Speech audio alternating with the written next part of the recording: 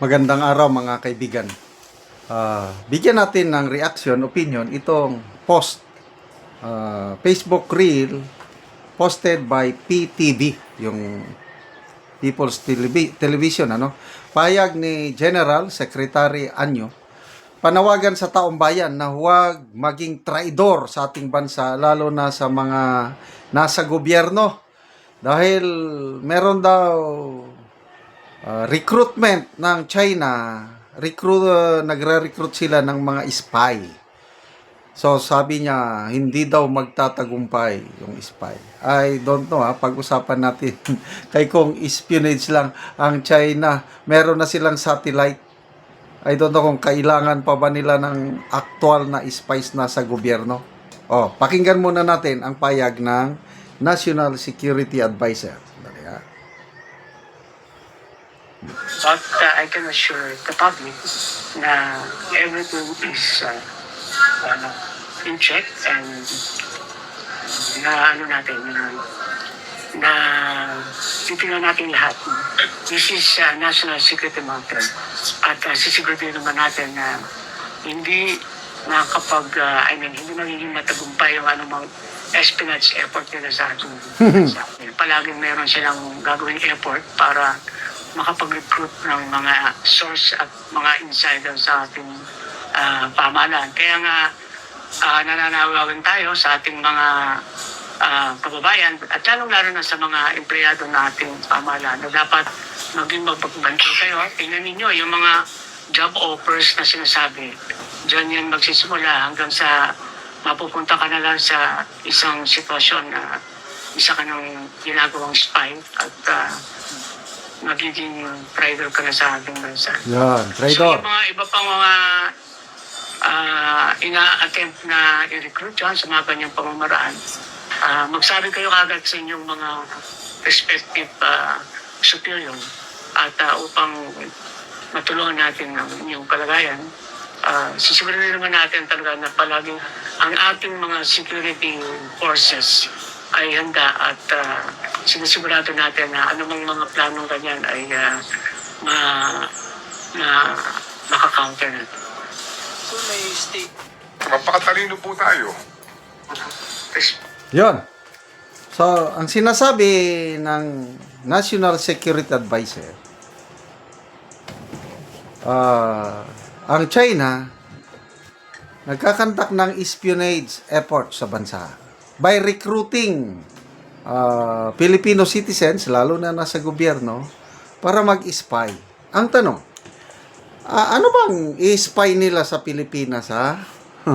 Anong mga sekreto na kailangan nilang malaman?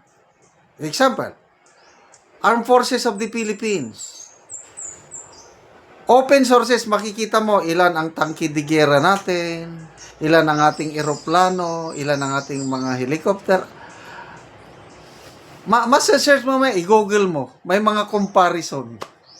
Ilan ang strength ng Armed Forces of the Philippines. Hindi naman yan kailangan ng China. Ano pa bang mga sikreto na anyway, sariling opinion ko lang ito. Malala ko, ano ba yun? 2023, 2024, yung may inaakusahan sila na Chinese pala, nahuhuli nila na nag-spy daw.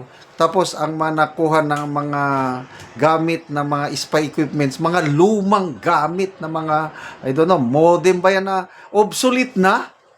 Ano ba yan? It does not make sense. Yung mga balita nun, yung pinakita yung nahuling mga equipments ng mga alleged spies ng China. So nung una, mga Chinese spy nandito daw. Meron pa nga daw umaakyat sa puno ng nyug na nag-i-spy. Ay nako, ang China superpower. Meron na siyang sariling satellite.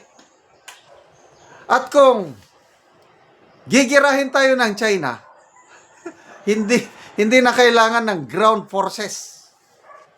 Kung style America, na basta na lang pababagsakin nilang mga bomba nila sa Iran. Kung gagawin ng China yon sa atin, They do not need soldiers. Alam nilang mga location ng mga US military bases, EDCA ba yan? Nasaan yan?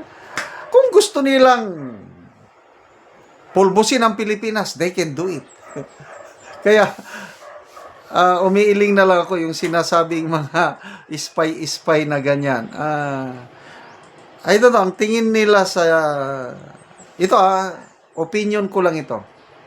Tingin ng administrasyong ito is talagang kalaban nila ang China.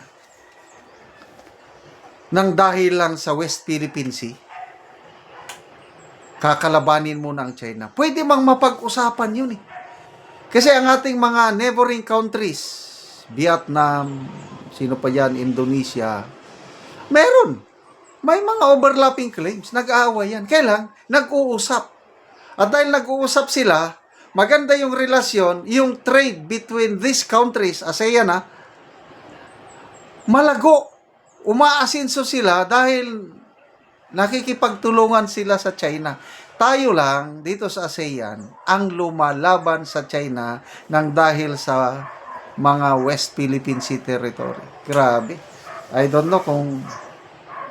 Mas gusto ko, personal ko lang, mas gusto ko yung foreign policy ni Tatay Digong.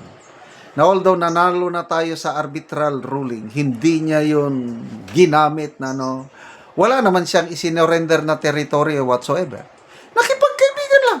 Diplomacy. O, anong nangyari? Nako, export natin ng mga prutas, mga whatever, yung tourist, Chinese tourists, ang dami. Noong nagka-pandemic, ang China ang unang tumulong sa atin sa bakuna. Ang una kong bakuna, yung Sinovac, na siniraan pa ng US na masama daw yun. Ano ba yan? So, ito, opinion ko lang ito. Ginagamit lang tayo ng US na proxy war. Imbes na ang US mismo makipaglaban sa China, tayo, Pilipinas, ang ginagamit para labanan natin ang China. Yan ang tinatawag na proxy war. So, sige, sa mga gustong magpa-recruit dyan, nasa inyo. Basta ako, I'm not pro-US or pro-China, pro-Philippines ako. Kung ano ang nakakabuti sa Pilipinas, yun ang dapat sundin. Makipagkaibigan sa China, makipagkaibigan din sa US. Friends to all, enemy to no one.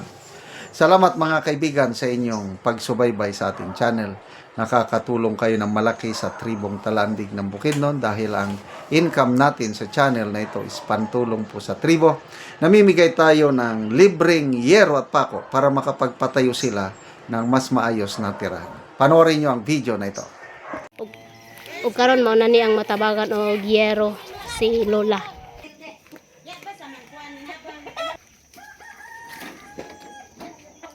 Dako akong pasalamat nga makaatop gid ko. O so mao ni ang balay ni Lola. So makita nimo nga tolda lang. Oh. Ang atop o ang iyang kuan dingding. So luoy kay ilang kahimtang, oh. O so mao gyud ni ang naa diri sa sulod, oh. So makita nimo nga kuan lang gyud ang tolda lang gyud ang ilang atop, ang ilang dingding pod. So makita nimo, oh.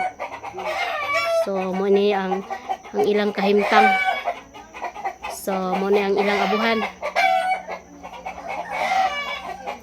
So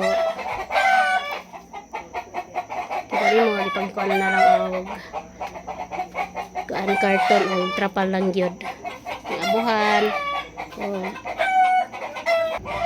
Mo pud ni ang ilang higdaanan.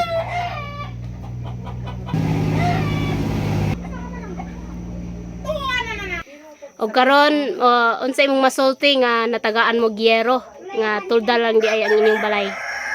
Nagpasalamat ko sa Ginoo nga ikaw gid ang gihimo nga instrumento nga mahatagan gid mi og sin nga makaatop sa among balay. O so makaatop na gyud mo kay tulda lang gyud og pilpod ang dingding ba. So pila na gyud ay ni katuig ang inyong balay nga anong tulda naman lang ang inyong atop? Duha. So duha na ka tuig. tungod sa among kalisod, kutob ra gyud among panginabuhian sa kaon. Oo, so ang trabaho sa imong bana di ay. So mag-uuma lang siya. So pila na imong edad? So 26 na ka. Sige na kay anak. Naa. Sige. Sige, salamat.